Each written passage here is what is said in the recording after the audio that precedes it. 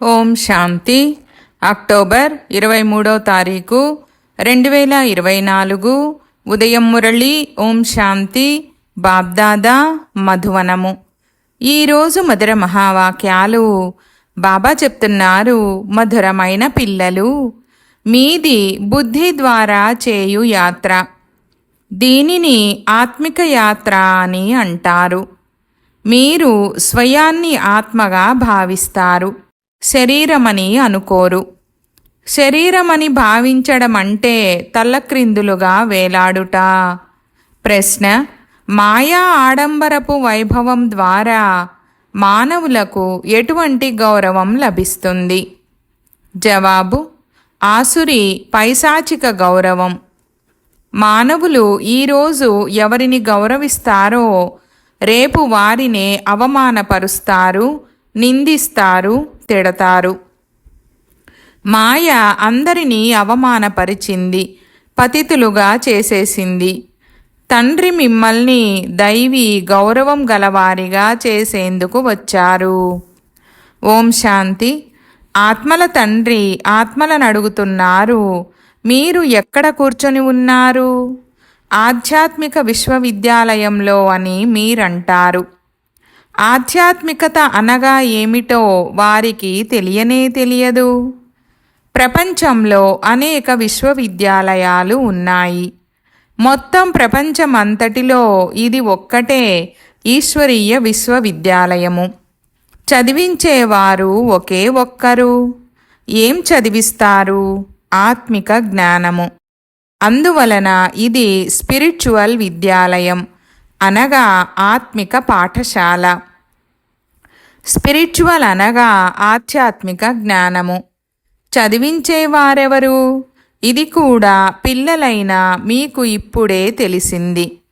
ఆత్మల తండ్రి ఒక్కరు మాత్రమే ఆత్మిక జ్ఞానాన్ని చదివిస్తారు. అందుకే వారిని టీచర్ అని కూడా అంటారు. స్పిరిచువల్ ఫాదర్ చదివిస్తున్నారు. తర్వాత ఏమవుతుంది? ఈ ఆత్మిక జ్ఞానముతో మనము మన ఆది సనాతన దేవీ దేవతా ధర్మాన్ని స్థాపన చేస్తామని పిల్లలైనా మీకు తెలుసు. ఏకధర్మ స్థాపన జరుగుతుంది. మిగిలిన ధర్మాలన్నీ నశిస్తాయి. ఈ స్పిరిచువల్ జ్ఞానానికి ఇతర ధర్మాలన్నింటితో ఏ సంబంధం ఉందో కూడా ఇప్పుడు మీకు తెలుసు. ఈ జ్ఞానము ద్వారానే ఏకధర్మ స్థాపన జరుగుతుంది. ఈ లక్ష్మీనారాయణులు విశ్వాధికారులుగా ఉండేవారు కదా, దానిని ఆత్మిక ప్రపంచమని అంటారు. ఈ స్పిరిచువల్ జ్ఞానముతో మీరు రాజయోగాన్ని నేర్చుకుంటారు. రాజ్యం స్థాపన అవుతుంది. అయితే ఇతర ధర్మాలతో ఏ సంబంధం ఉంది? ఇతర ధర్మాలన్నీ వినాశనం అవుతాయి. మీరు పావనమవుతారు. కనుక మీకు నూతన ప్రపంచము కావాలి. ఈ అనేక ధర్మాలన్నీ సమాప్తమై ఒకే ధర్మం ఉంటుంది. దానినే విశ్వములో శాంతి రాజ్యమని అంటారు. ఇప్పుడిది పతిత అశాంతి రాజ్యం. మళ్ళీ పావన శాంతి రాజ్యం ఉంటుంది. ఇప్పుడు అనేక ధర్మాలు ఉన్నాయి. ఎంత అశాంతి ఉంది! అందరూ పతితులే పతితులు. ఇది రావణ రాజ్యం కదా. ఇప్పుడు పంచవికారాలు తప్పకుండా వదిలేయాలని పిల్లలైన మీకు తెలుసు. వీటిని వెంట తీసుకెళ్లరాదు. ఆత్మ మంచి లేక చెడు సంస్కారాలను తీసుకువెళ్తుంది కదా. ఇప్పుడు పవిత్రంగా అవ్వాలని పిల్లలైన మీకు తండ్రి తెలుపుతున్నారు. ఆ పావన ప్రపంచంలో ఏ దుఃఖము ఉండదు. ఈ స్పిరిచువల్ జ్ఞానము చదివించేదెవరు? స్పిరిచువల్ ఫాదర్, సర్వాత్మల తండ్రి. స్పిరిచువల్ ఫాదర్ ఏ చదువును చదివిస్తారు? స్పిరిచువల్ జ్ఞానము. దీనికి పుస్తకాలు మొదలైనవి అవసరం లేదు. కేవలం స్వయాన్ని ఆత్మగా భావించి తండ్రిని స్మృతి చెయ్యాలి. పావనంగా అవ్వాలి. తండ్రిని స్మృతి చేస్తూ చేస్తూ అంతమతి సోగతి అవుతారు. ఇది స్మృతి యాత్ర. యాత్ర అను పదము బాగుంది. అవి భౌతిక యాత్రలు, ఇది ఆత్మిక యాత్ర. ఆ యాత్రలలో నడిచి వెళ్ళాలి, కాళ్ళు చేతులు కదిలించాలి. కానీ ఇందులో అవేవీ లేవు. కేవలం స్మృతి చెయ్యాలి. ఎక్కడ తిరుగుతున్నా, నిలబడుతూ, కూర్చుంటూ స్వయాన్ని ఆత్మగా భావించి తండ్రిని స్మృతి చేయండి. ఇందులో ఏ కష్టమూ లేదు. కేవలం స్మృతి చెయ్యాలి. ఇది నిజము కదా. ఇంతకు ముందు మీరు తలక్రిందులుగా నడిచేవారు, అనగా ఆత్మకు బదులు శరీరమని భావించేవారు. స్వయాన్ని ఆత్మగా భావించడం సరైనది. అల్లా వచ్చినప్పుడు పావనంగా చేస్తారు. అల్లాది పావన ప్రపంచము, రావణునిది పతిత ప్రపంచము. దేహాభిమానము వలన అందరూ తలక్రిందులుగా ఉన్నారు. ఇప్పుడు ఒక్కసారి మాత్రమే దేహీ అభిమానులుగా అవ్వాలి. అందువలన మీరిప్పుడు అల్లా పిల్లలు, అంతేగాని మీరెవ్వరూ అల్లా కాదు. నేను అల్లాను అని కాదు. వేలితో ఎల్లప్పుడూ పైకే చూపిస్తారు. అందుకే వారు అల్లా అని రుజువవుతుంది. కనుక వారు వేరుగా ఉన్నారు. మనము ఆ పరమాత్మ తండ్రికి పిల్లలము. మనమంతా సోదరులము. నేను అల్లాను అని అనడం వలన విరుద్ధమైపోతుంది. అందరము తండ్రులమే అయిపోతాము. కానీ అలా కాదు. తండ్రి ఒక్కరు మాత్రమే. వారినే స్మృతి చెయ్యాలి. అల్లా సదా పవిత్రులు. అల్లా స్వయంగా కూర్చొని చదివిస్తున్నారు. ఇంత చిన్న విషయంలో మానవులు ఎంతో తికమక పడుతున్నారు. శివజయంతి పండుగ కూడా జరుపుకుంటారు కదా.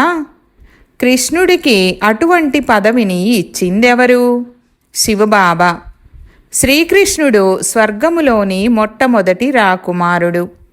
అనంతమైన తండ్రి కృష్ణుడికి రాజ్యభాగ్యం ఇస్తారు. తండ్రి స్థాపించే నూతన ప్రపంచంలో శ్రీకృష్ణుడు నెంబర్ 1 రాకుమారుడు. తండ్రి తన పిల్లలకు పవిత్రంగా అయ్యే యుక్తిని తెలుపుతున్నారు. వైకుంఠము విష్ణుపురమని దేనినంటున్నారో అదిప్పుడు లేదని, గతంలో ఉండేదని, మళ్ళీ భవిష్యత్తులో వస్తుందని పిల్లలైనా మీకు తెలుసు. గతించినది భవిష్యత్తుగా మారుతుంది. చక్రము తిరుగుతూనే ఉంటుంది కదా. ఈ జ్ఞానము ఇప్పుడు పిల్లలైన మీకు లభిస్తుంది. ఇది ధారణ చేసి ఇతరులచే ధారణ చేయించాలి. ప్రతి ఒక్కరూ టీచరుగా అవ్వాలి. టీచరుగా అయిన వెంటనే లక్ష్మీనారాయణులుగా అయిపోతారని కాదు. కానీ టీచరుగా అయినందున ప్రజలను తయారు చేస్తారు. ఎంత ఎక్కువ మందికి కళ్యాణం చేస్తారో అంత ఉన్నత పదవిని పొందుతారు. స్మృతి కూడా ఉంటుంది. తండ్రి చెప్తున్నారు, రైల్లో వస్తున్న బ్యాడ్జి ద్వారా అర్థం చేయించండి. ఆ తండ్రి పతిత పావనులు, ముక్తినిచ్చేవారు, పావనంగా చేసేవారు. భక్తిలో చాలామందిని స్మృతి చేయాల్సి వస్తుంది. జంతువులైన ఏనుగు, గుర్రము, తాబేలు, చేపను కూడా అవతారాలని అనేశారు. వాటిని కూడా పూజిస్తూ ఉంటారు. భగవంతుడు సర్వవ్యాపి, అనగా అందరిలో ఉన్నారని భావిస్తారు. అన్నిటికీ తినిపించండి, మంచిదే, కణకణములో భగవంతుడున్నారని అంటారు. మరి అలాగైతే వారికి ఎలా తినిపిస్తారు? పూర్తి తెలివిహీనులుగా ఉన్నారు. లక్ష్మీనారాయణులు మొదలైన దేవీ దేవతలు చీమలకు ఆహారమిచ్చే పని, ఫలానా వారికి ఆహారమిచ్చే పని చెయ్యరు. కావున తండ్రి అర్థం చేయిస్తున్నారు, మీరు ధార్మిక రాజకీయ సంబంధం కలవారు. నేను ధర్మస్థాపన చేస్తున్నానని మీకు తెలుసు. రాజ్యస్థాపన కొరకు సైన్యం ఉంటుంది, కానీ మీరు గుప్తమైనవారు. మీది స్పిరిచువల్ యూనివర్సిటీ. ప్రపంచంలోని మానవ మాతృలందరూ ఈ ధర్మాలన్నీ వదిలి తమ ఇంటికి వెళ్తారు. ఆత్మలన్నీ వెళ్ళిపోతాయి. అది ఆత్మలు నివసించు ఇల్లు. ఇప్పుడు మీరు సంగమయుగంలో చదువుతున్నారు. తర్వాత సత్యయుగంలోకి వచ్చి రాజ్యపాలన చేస్తారు. ఇతర ధర్మమేదీ ఉండదు. గీతలో కూడా ఉంది కదా, బాబా మీరిచ్చేది మరెవ్వరూ ఇవ్వలేరు. ఈ మొత్తం భూమ్యాకాశాలు మీవిగా ఉన్నాయి. ఈ మొత్తం విశ్వానికి మీరు అధికారులుగా అవుతారు. ఈ విషయాలన్నీ మర్చిపోతారు. దీనిని ఆత్మిక జ్ఞానమని అంటారు. మనము ప్రతి 5000 సంవత్సరాల తర్వాత రాజ్యం తీసుకుంటామని పిల్లలైన మీ బుద్ధిలో ఉంది.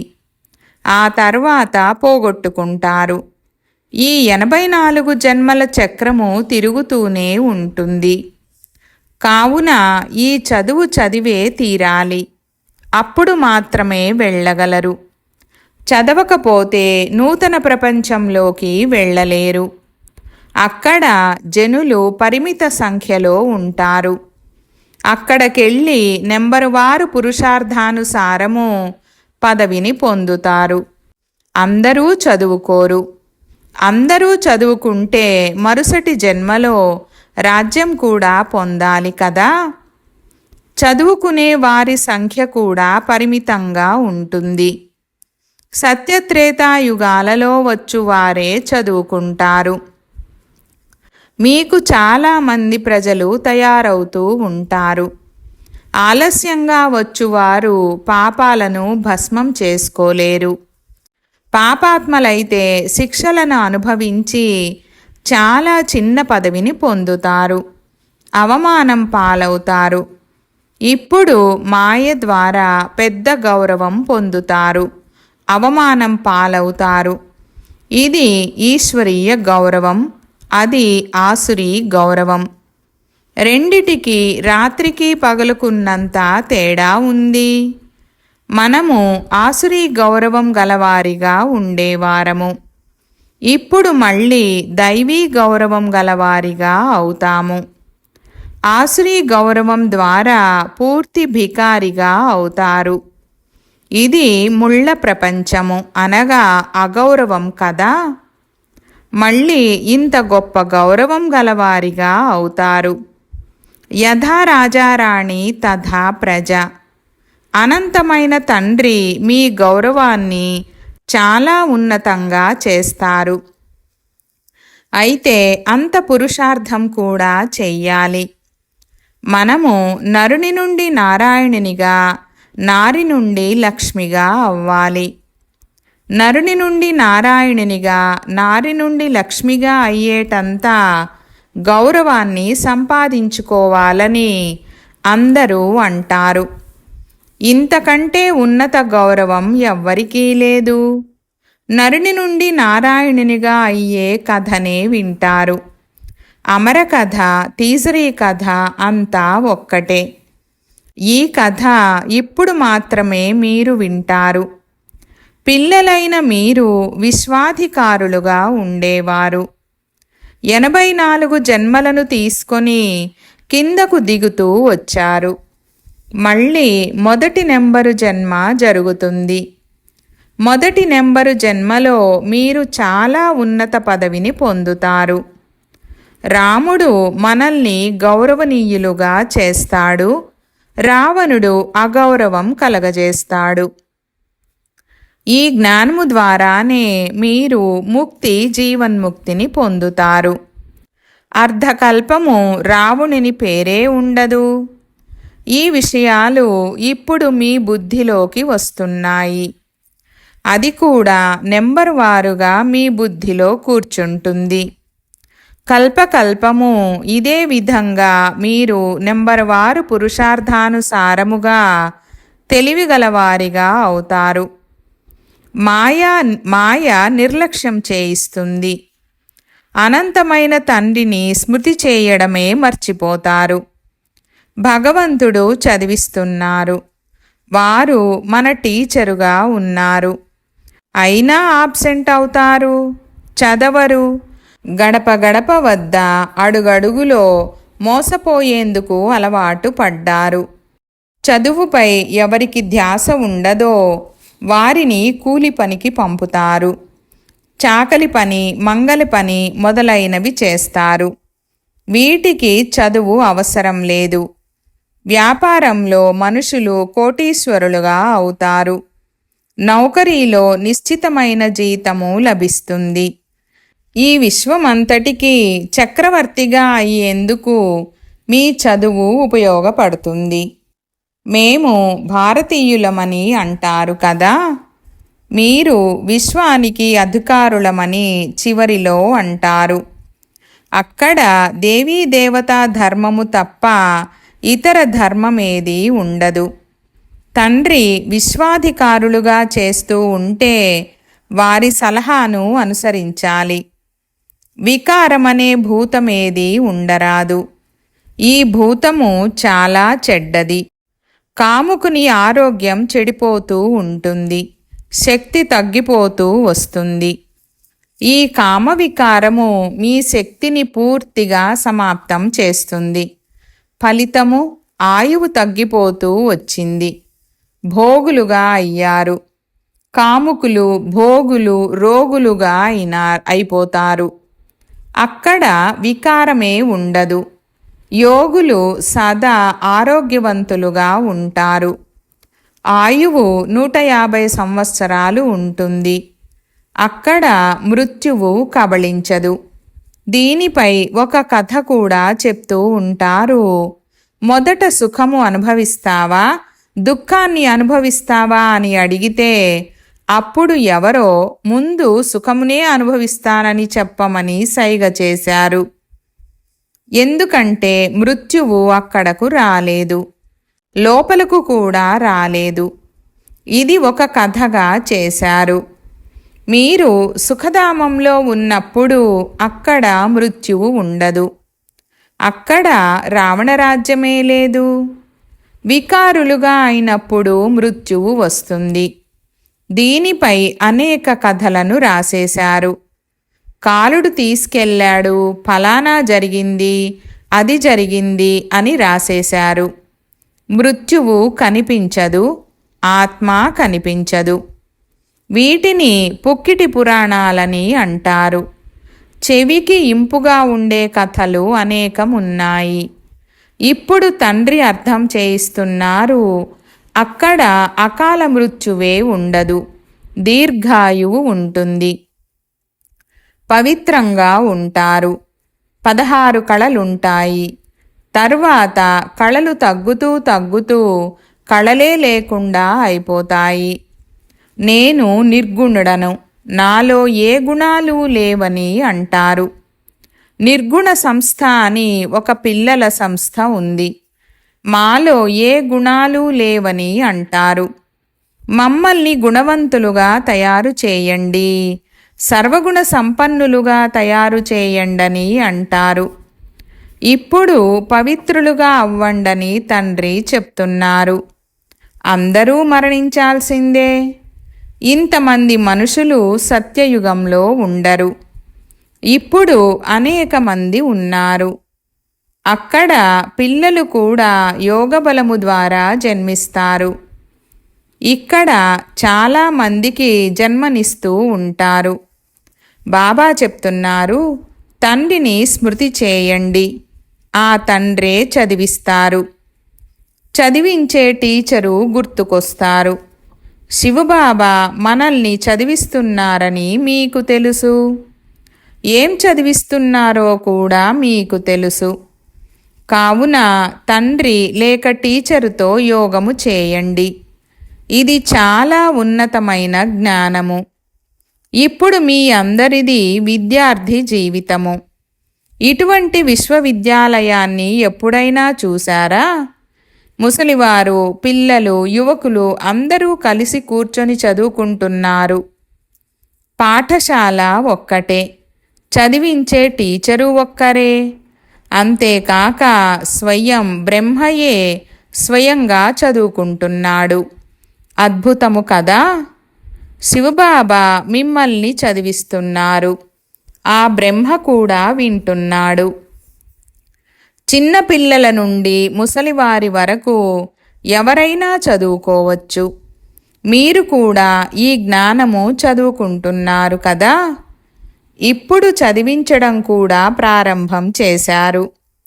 రోజులు గడిచే కొద్దీ సమయము తగ్గిపోతూ వస్తుంది.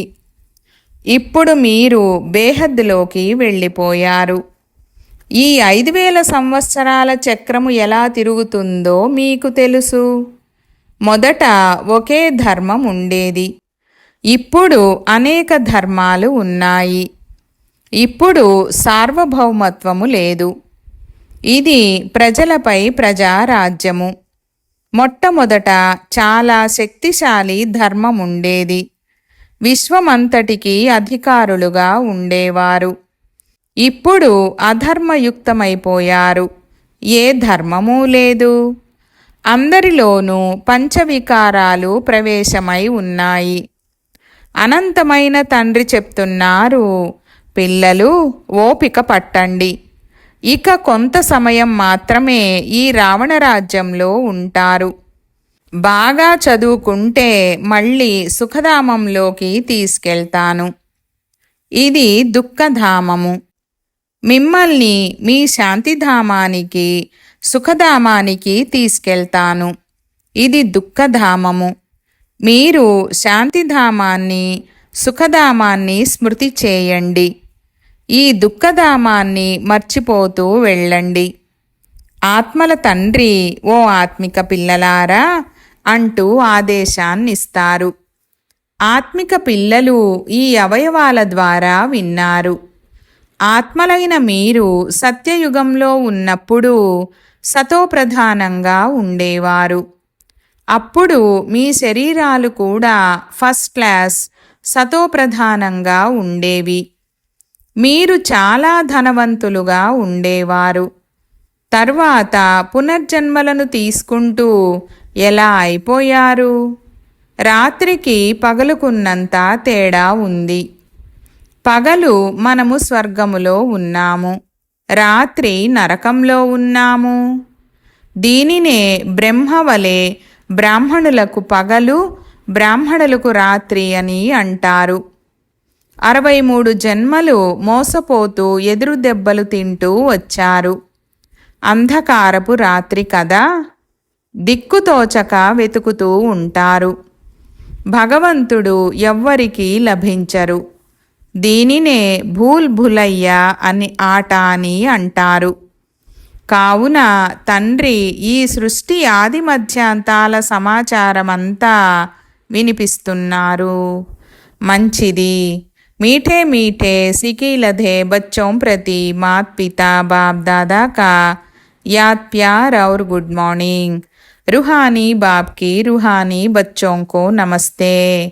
हम रूहानी बच्चों की रूहानी बाप दादा को याद प्यार, गुड मॉर्निंग और नमस्ते नमस्ते बाबा नमस्ते। धारण కొరకు ముఖ్య సారము. గడప గడప వద్ద ఎదురు దెబ్బలు తినే అలవాటును వదలి భగవంతుని చదువును గమనముంచి శ్రద్ధగా చదవాలి. ఎప్పుడూ ఆబ్సెంట్ అవ్వరాదు. తండ్రి సమానంగా టీచర్గా కూడా అవ్వాలి. చదవాలి, చదివించాలి. 2వ పాయింట్, సత్యనారాయణ సత్యమైన కథను విని నరుని నుండి నారాయణునిగా అవ్వాలి. ఇటువంటి గౌరవనీయులుగా స్వయం నీకు నీవే తయారవ్వాలి. ఎప్పుడు భూతాలకు వశీభూతమై గౌరవాన్ని పోగొట్టుకోరాదు. వరదానము. సంబంధము మరియు ప్రాప్తుల స్మృతి ద్వారా సదా సంతోషంగా ఉండే సహజయోగి భవ. వివరణ. సహజయోగానికి ఆధారము సంబంధము మరియు ప్రాప్తి. సంబంధం యొక్క ఆధారంతో ప్రేమ ఉత్పన్నమవుతుంది. ప్రాప్తులు ఎక్కడుంటే అక్కడకు మనసు బుద్ధి సహజంగా వెళ్ళిపోతాయి. కనుక సంబంధంలో నావారు అనే అధికారముతో స్మృతి చేయండి. హృదయపూర్వకంగా నా బాబా అని అనండి. అంతేకాక తండ్రి ద్వారా లభించిన శక్తులు, జ్ఞానము, గుణాలు, సుఖము, శాంతి, ఆనందం, ప్రేమ యొక్క ఖజానాలను స్మృతిలో ఎమర్జ్ చేసుకోండి. దీని ద్వారా అపారమైన సంతోషం ఉంటుంది. అంతేకాక సహజ యోగులుగా కూడా అయిపోతారు. స్లోగన్: దేహాభిమానము నుండి ముక్తులుగా అయితే ఇతర అన్ని బంధనాలు స్వతహాగానే సమాప్తమైపోతాయి. ఓం శాంతి.